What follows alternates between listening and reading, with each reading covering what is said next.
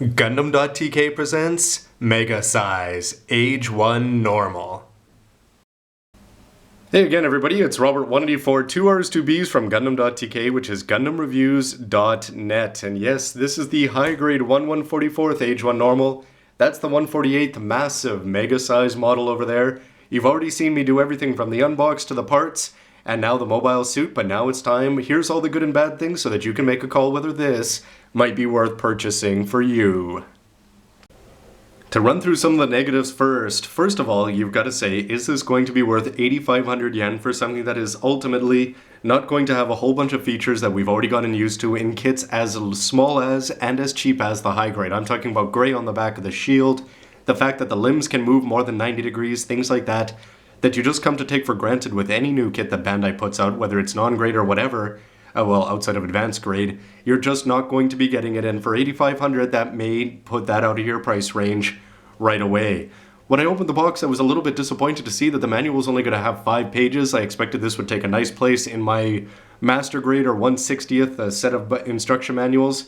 Instead, it comes across as being no better than a high grade Universal Century thing, which, combined with the disappointment of the decals, I know fans of water decals, people have been saying in the comments you should try putting them on. I may one day. Dry transfers work for me. I really like them. They're quick and easy. The water decals, people do say that they work well, and so I'm going to take them at their word for that. The only thing is that if this kit is designed to get kids who have bought the AG and the HG into buying higher grades and larger kits, are they going to want to go straight into water decals? You have to give them credit though for giving you instructions in the step-up manual, but could they have gone with either seals or dry decals or just something that would have taken a little less effort for beginners?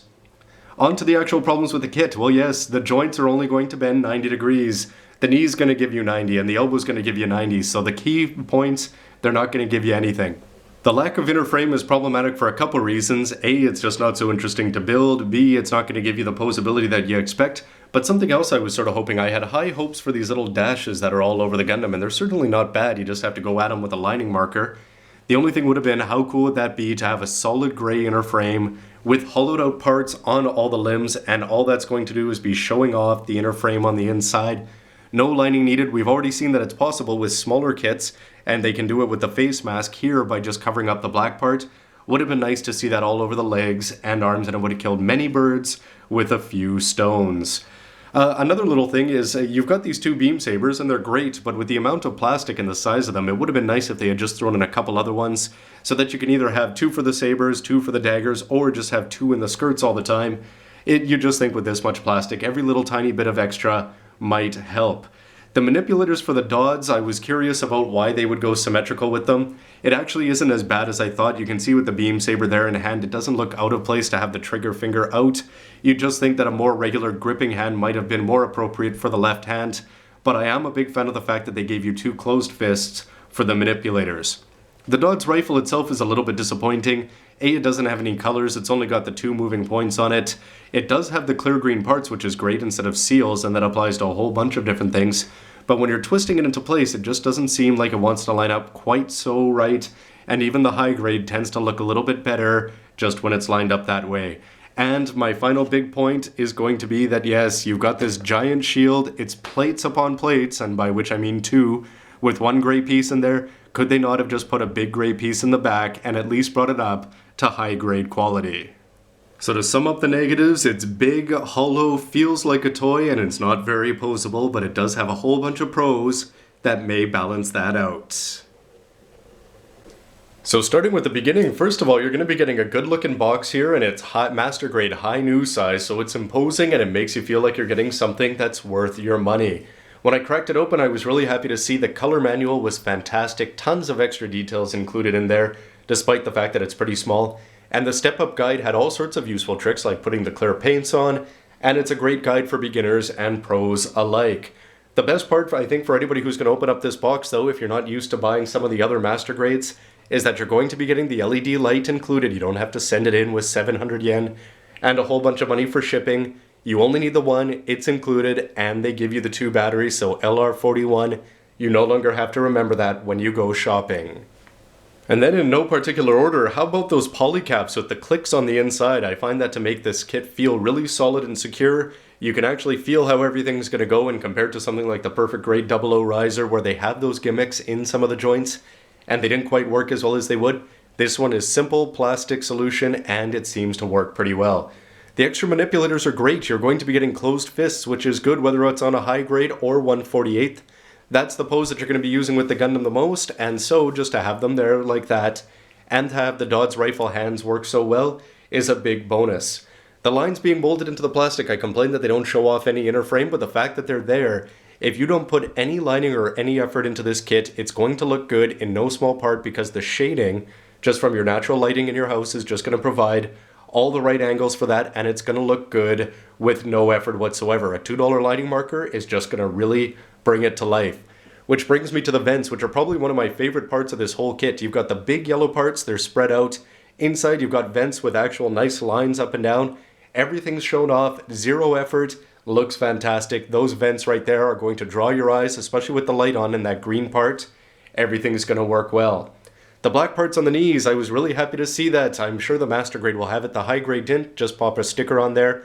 Somewhat disappointing, so in that sense, yeah, this guy wins out even though he doesn't have the gray part on the shield.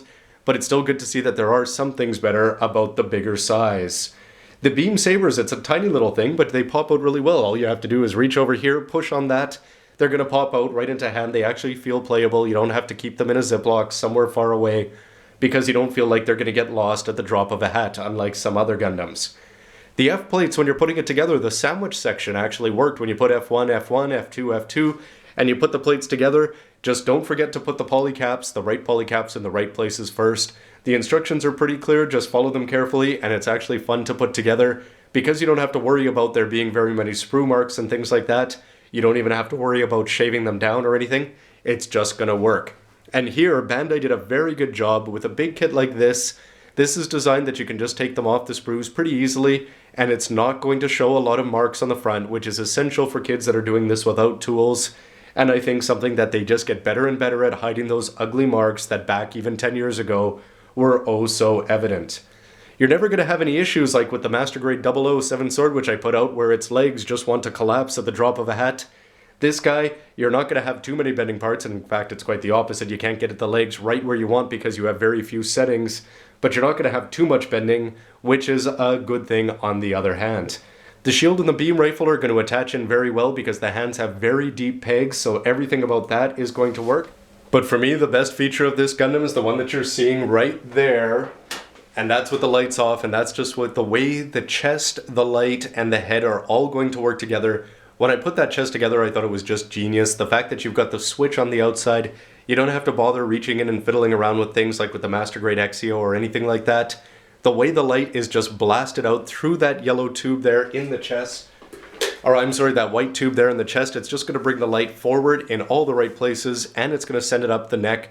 That head, no matter where you angle it, it's going to look good, and the Gundam Age is made to have that lens up at the top light up, and I couldn't expect anything better. I don't know anything about the Master Grade yet. I hope that it has a similar feature, although I worry that it won't, and having it on a kit like this may be worth picking it up just for the ingenious build. When I put the head together and it had this a few millimeter space when you're sliding parts in and out, obviously, despite the fact that it's very simple to put together, its simplicity is almost duplicitous because everything about this is just well designed from the ground up to be both accessible and genius at the same time, and nothing shows that better than those light up sections right there. So my final verdict is going to be a resounding yay to this kit because, hey, what do you expect? If you're expecting something with master grade quality, you're just not going to get it in a big kit like this, but it's relatively inexpensive for its size and for the amount of quality that goes into it. And most importantly, it's just fun. It captures the power of the anime. Sure, yeah, he can only bend 90 degrees, but he's going to do all the things that you'd expect the Age-1 normal to do. It's going to look classic like the RX-78-2, which you'd expect. The beam rifle and the shield, everything, and the beam sabers, everything's going to work, and when you combine that with the fact that his most moving part, I'm talking about just visually, is the chest and the head, and that it captures it perfectly, for me, I don't regret for a minute having this, and having this 1/48th just makes me want to get the RX-78-2, and whenever you're building something from a new line, if it makes you want to build more from it, I think Bandai can count that as being a success. But as always, that's just me. I've been enjoying the Age-1 for what it is. It's got a simple design and simple weapon scheme, but it's fun. And I've enjoyed putting it together in AG, HG, and 148th, and I cannot wait for the Master Grade. So we know what we're going to be getting for this MS in the future. How about for this line of 148ths? With this being the 4th, I wonder if we're going to be seeing something like an Age-2 in the future. Could we be getting something like a Zeta or a Mark II? I can't wait to find out. I had a lot of fun with this one, and I would buy more if there were more leads in the future. But if you've built other ones, how does this stack up compared to other mega sizes? And how does it stack up compared to other Age-1s? And what about the 160th line? Is that the end of it? The Exia was the last, and it looks like it's going to be a long time before we get a non-perfect grade 160th.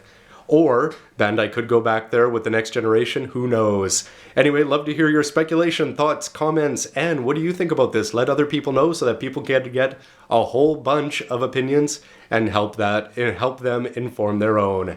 Anyway, everybody, Robert184 Gundam.tk, thanks for checking out this whole review. Stay tuned for lots more from Gundam Age and everything else Gundam in between. Thanks for watching, everybody. See ya. Finally, I figured out what that spoiler on his back is all about.